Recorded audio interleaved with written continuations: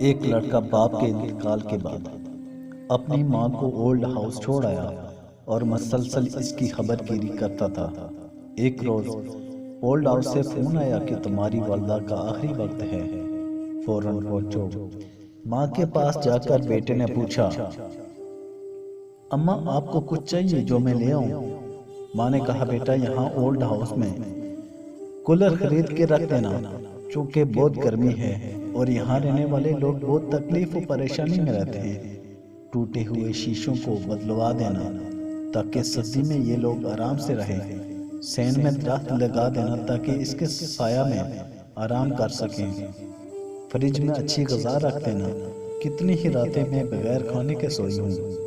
بیٹے نے حیرت سے کہا، اماں آپ دنیا سے جا رہی ہیں اور مجھ سے یہ درخواست کر رہی ہیں، اور پہلے مجھ سے شکایت نہیں کی۔ ماں نے کہا، ہاں میرے بیٹے، مجھے گرمی سردی بھوک پیاس کی عادت ہے، لیکن مجھے ڈر ہے جب تیرے بچے ضعیفی میں تجھے یہاں لے کر آئیں تو تجھے تکلیف ہوگی، کیونکہ میں نے تجھے بہت ناز و نعمت سے پالا تھا۔